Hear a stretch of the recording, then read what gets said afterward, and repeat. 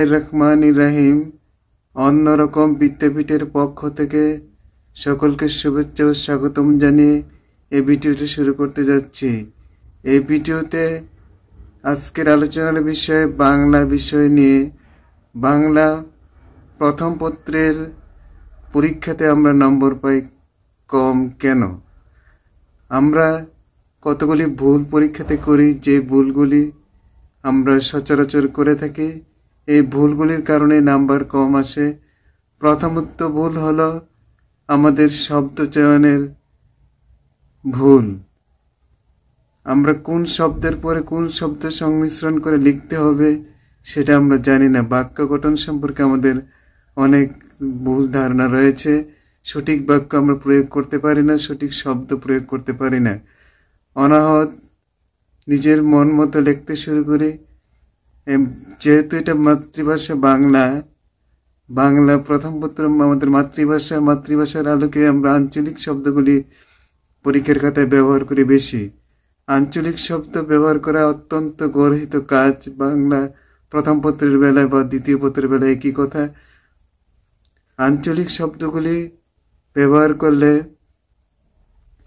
অনেক সমস্যার সৃষ্টি হতে পারে। যিনি খাতা দেখবেন তিনি হয়তো যে অঞ্চলে খাতা দেখছেন সে অঞ্চলে ভাষা বুঝেন না, তাহলে তাকে নাম্বার দিবে কিভাবে? সেই খাতাতে মূল্যায়ন করবে কিভাবে? শব্দের ভুল, এক এক অঞ্চলের শব্দের একই রকম শব্দ ভিন্ন ব্যবহার হতে পারে। অতএব শিক্ষার্থী বন্ধুরা, আঞ্চলিক শব্দ পরিহার করতে হবে এবং ক্রিয়া, সর্বনাম গঠিত সমস্যাগুলি বুঝে লিখতে হবে। অর্থাৎ সাধু ভাষা চলিত ভাষার সংমিশ্রণ করা যাবে না পরীক্ষার খাতার মধ্যে। আমরা অনেক সময় দেখি সাধু ভাষা এবং চলিত ভাষার সংমিশ্রণ মধ্যে দিয়ে ছাত্ররা লিখতে থাকে। লেখার ফলে সঠিকভাবে লিখতে পারে না, ফলে তার নাম্বার খাতাতে কম আসে। সাধু ভাষা চলিত ভাষা কি? বাংলা ভাষা ব্যাকরণের প্রত্যেকটা বইয়ের মধ্যেই এই লেখাগুলি দেওয়া আছে, তোমরা পড়ে নিবে। অর্থাৎ সাধু ভাষা চলিত ভাষা কাকে বলে এবং সাধু ভাষা চলিত ভাষার ব্যবহার। আমরা সাধারণত জানি সাধু ভাষা বলতে গুরু গাম্ভীর্য ভাষাকে বোঝায়, তৎসম শব্দবহুল শব্দকে বোঝায়। আমরা সাধারণত চলিত ভাষায় লিখব, কারণ আমরা জানি প্রমিত রূপ বাংলা একাডেমি থেকে রূপ দেওয়া হয়েছে। প্রমিত রূপে যদি আমরা লিখি তাহলে সকল স্তরের শিক্ষার্থী এবং শিক্ষক কথাটা বুঝবেন।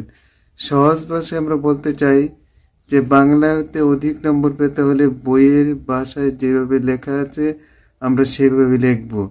তবে এখানে বাংলা প্রথম পত্রের মধ্যে বইয়ের গদ্যাংশগুলি দুইটা অংশে লেখা হয়েছে, একটা চলিত ভাষায় আর একটা সাধু ভাষায়। চলিত ভাষার গুলি হলো প্রমিত ভাষার লিখিত এবং সাধু ভাষাগুলি হলো তৎসম শব্দ বহুল।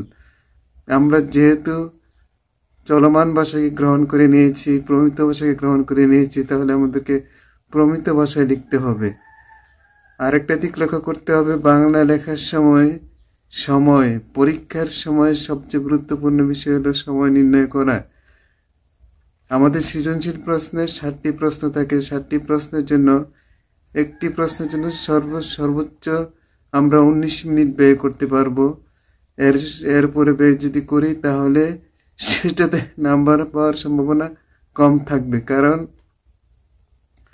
7টা প্রশ্ন যদি আমরা না দিতে পারি তাহলে সেখানে পূর্ণাঙ্গ নাম্বার আশা করা যাবে না। এবং জ্ঞান, উচ্চতর দক্ষতা, জ্ঞানমূলক অনুধাবন, দক্ষতা, উচ্চতর দক্ষতার যে ধাপগুলি আছে, ধাপগুলির সময় সঠিকভাবে নির্ণয় করতে হবে। যদি জ্ঞানমূলক প্রশ্ন আমরা 1 নম্বরে আসে তাহলে এখানে আমরা সময় রাখবো 2 মিনিট, জ্ঞানমূলক প্রশ্ন সময় রাখবো 3 মিনিট, আর বাকি 2টা প্রশ্নের মধ্যে আমরা প্রয়োগের প্রশ্ন 4 মিনিট, তাহলে কত মিনিট হলো? 7 মিনিট। আর আমরা বাকি অংশটা লিখবো উচ্চতর দক্ষতার প্রশ্নতে। উচ্চতর দক্ষতা মানে বিশ্লেষণ করা, বর্ণনা করা। সর্বনিম্ন 45 লাইন লিখবো, তার চেয়ে বেশি লেখার প্রয়োজন নেই।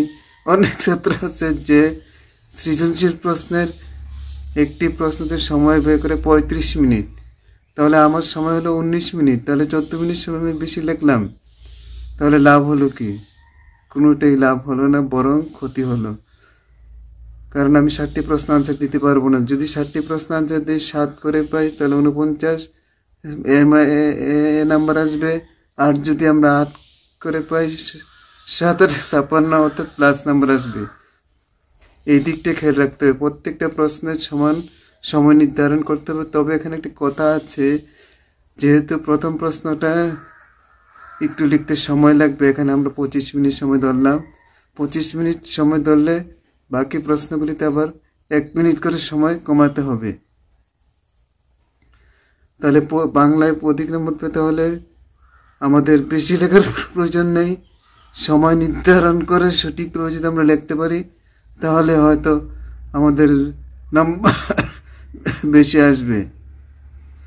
তারপরে আরেকটি লক্ষণীয় বিষয় আছে যে আমরা বাংলা বানানে ভুল করি। বানানের ভুলের কারণে নাম্বার যদিও কাটা যায় না, কিন্তু লেখাটা শ্রুতিকটু হয়। লেখার সময় লাইনগুলি স্পেস আকারে লিখতে হবে। একটা লাইনের স্পেসের সাথে আরেকটা স্পেসের ফাঁক স্পেস থাকতে হবে, একদম লাগালাগিভাবে লেখা চলবে না।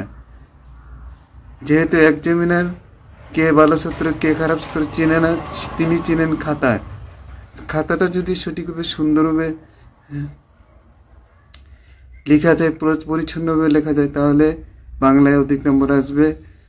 খাতাটা হলো তার পরিচয়, মেধা তার পরিচয় নয়।